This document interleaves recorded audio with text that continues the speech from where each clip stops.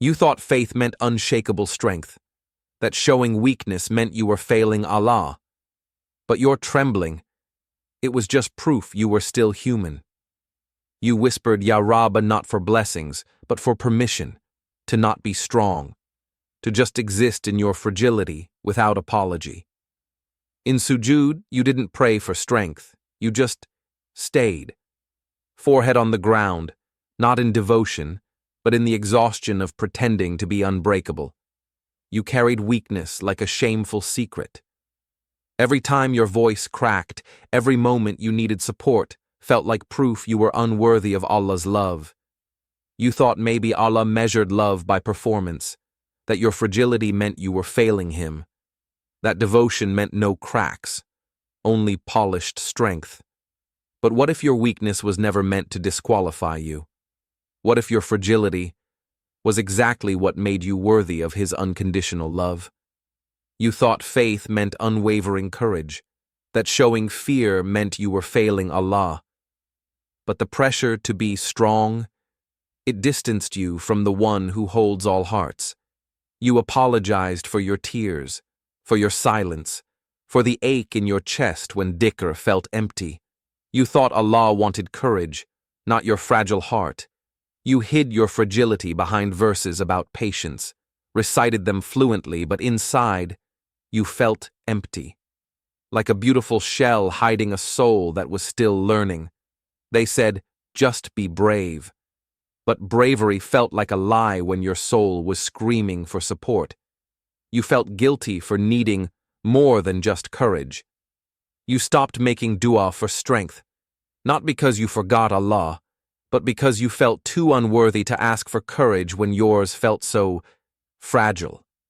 You believed your weakness disqualified you from rahmah. That maybe you were too fragile, too broken, for even the most merciful to embrace. Allah says, "And we have certainly created for hell many of the jinn and mankind. They have hearts with which they do not understand. They have eyes with which they do not see. And they have ears with which they do not hear. Those are like livestock. Rather, they are more astray. It is they who are the heedless." Al-A'raf 7:179. True faith is a gift, not a demand for strength. Your weakness is not a sign of forgotten faith. It is a sign that your heart still longs for its Creator's mercy. Even in fragility, you turn to Him. That turning is pure.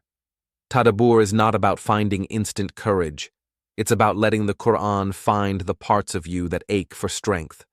Let it whisper that your fragility is not a flaw, but a space for nur. The Prophet said, "The strong person is not the one who overcomes others in wrestling.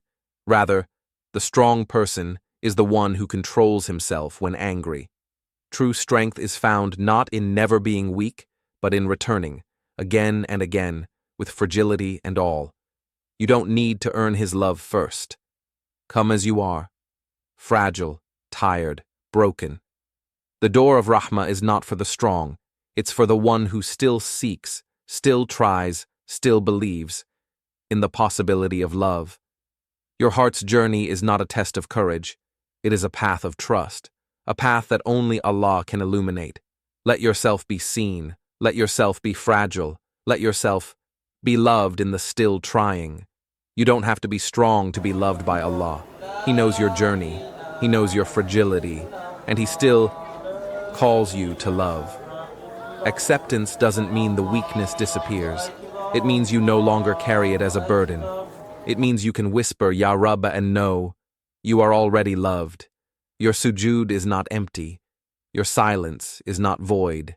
Every moment you turn to Him, even in fragments, even in fragility, was a thread weaving you closer to His rahmah.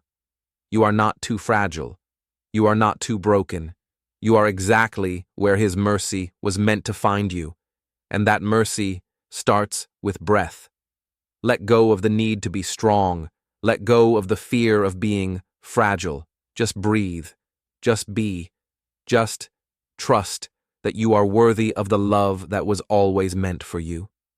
This is not the end of your story. This is the moment you stop fighting fragility. This is the moment you remember Allah's love was never conditional on your strength. If you're ready to rest in the unconditional love, gently, with guidance rooted in the Qur'an and Sunnah, we've prepared something soft. You'll find it in the description when your heart says it's time.